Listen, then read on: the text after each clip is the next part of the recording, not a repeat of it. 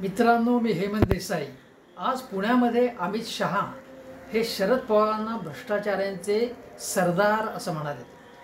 ते जर सरदार असतील तर त्यांना नरेंद्र मोदी सरकारने 2017 साली पद्मविभूषण हा पुरस्कार या भ्रष्टाचारांच्या सरदाराला, मी म्हणत नाही, अमित शहा म्हणतायत, का दिला? शरद पवार हे माझे गुरु आहेत असं नरेंद्र मोदी का म्हणाले? का भ्रष्टाचाराचे ते गुरु होते असं त्यांना तेव्हा वाटत होतं? शरद पवारांच्या वाढदिवसाच्या निमित्ताने केलेल्या भाषणामध्ये बारामतीमध्ये मोदींनी शरद पवारांचा अनेकदा गौरव केलेला आहे। तो कशासाठी केला हा प्रश्न आहे।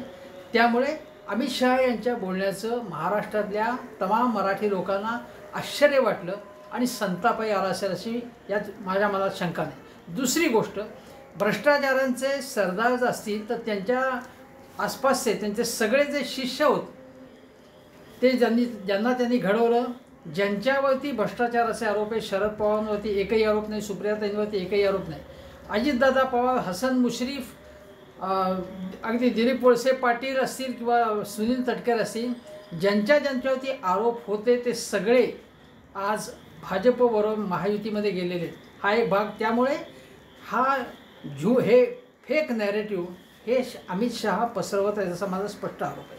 दुसरा मुद्दा, मराठा आरक्षण हे उद्धव ठाकरे यांनी घालवलं असं जे म्हणताय, त्या उद्धव ठाकरे यांनी अजिबात घालवलं नाही। भाजपने दिलेले वकीलच उद्धव ठाकरेंनी दिले होते आणि शिवाय आणखीन 2 वकील चांगले हे त्यांनी दिले। आणि मराठा आरक्षणविषयक उपसमितीचे अध्यक्ष तेव्हा अशोक चव्हाण होते, जे आज भाजपमध्ये सामील झालेत। अजितदादा पवार हे मराठा समाजाचे एक मोठे नेते, ते उपमुख्यमंत्री होते आणि उद्धव ठाकरेंच्या आजारपणाच्या काळात ते काम बघत होते।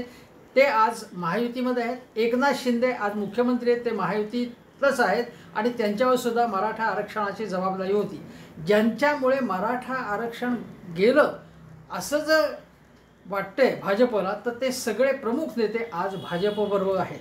त्यामुळे मग आरक्षण घालवलेल्या नेत्यांना तुम्ही बरोबर का घेतलं हा माझा प्रश्न आहे। देवेंद्र फडणवीस आणि अमित शहा यांनी जरूर उत्तर द्यावं याचं। एवढंच। नमस्कार।